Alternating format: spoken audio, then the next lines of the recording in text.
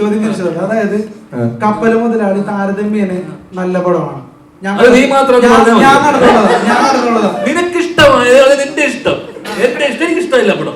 അത് കുഴപ്പമില്ല. പക്ഷെ 21 ഗ്രാംസ് താരതമ്യേന നല്ല പടം, ബോക്സ് ഓഫീസ് ഹിറ്റ് ആണെന്നല്ല പറയുന്നത്. കപ്പൽ മുതലാളി ബോക്സ് ഓഫീസ് ഹിറ്റ് അല്ല.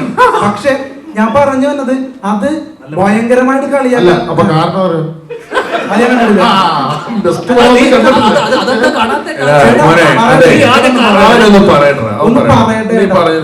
ഞങ്ങളുടെ പോയിന്റ് ഒന്ന് കേക്ക്.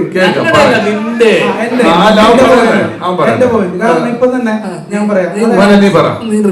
കുറച്ചേരം ഉണ്ടായിരുന്നു അവൻ പറയട്ടെ.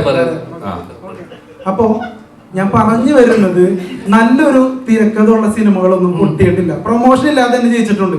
ഞങ്ങളിപ്പോ വരാത്ത പടങ്ങൾ ഒരുപാട് ജയിച്ച് ഞങ്ങൾ കണ്ടിട്ടുണ്ട്, മനസ്സിലാവുന്നുള്ളൂ. പിന്നെ എന്റെ ഒരു അഭിപ്രായം, മലയാള സിനിമയുടെ ഒരു പ്രേക്ഷക എന്നുള്ള നിലയിൽ പറയാണ്, ഏറ്റവും വലിയ പ്രതിസന്ധി ഈ പറയുന്ന പോലെ ഒരു കണക്കില്ലാണ്ട് ചൂടപ്പം പോലെ ഇറങ്ങുന്ന സിനിമകളാണ്. അത് നിങ്ങള് പ്രൊഡ്യൂസർമാര് ഫുൾ സ്ക്രിപ്റ്റ് വായിച്ചു നോക്കിയിട്ട് പടങ്ങൾ ഇനി മുതൽ സെലക്ട് ചെയ്യണം എന്നാണ് എന്റെ അഭിപ്രായം ആസ് എ പ്രേക്ഷകൻ, മനസ്സിലാവുന്നുള്ളൂ. അങ്ങനെയാണെങ്കിൽ പടത്തിന്റെ ഹിറ്റ് ആ ഒരു നിരക്കിലൊക്കെ ഒരുപാട് മാറ്റം വരും. അതല്ലാതെ നിങ്ങളുടെ ഇന്റൻഷൻ എന്താണ് ഇങ്ങനെയുള്ള കുറെ പടങ്ങൾ പ്രതീക്ഷ വെക്കേണ്ടെന്ന് പറയുന്നത്? ഞങ്ങളൊക്കെ ഒരു സിനിമാക്കാരനാവണമെങ്കിൽ തന്നെ ഒരുപാട് പ്രതീക്ഷയിലാണ്. ഇപ്പൊ കപ്പൽ മുതലാളി കഴിഞ്ഞ എത്ര നായക വേഷം രമേഷ് പ്രശാന്ത് കിട്ടി.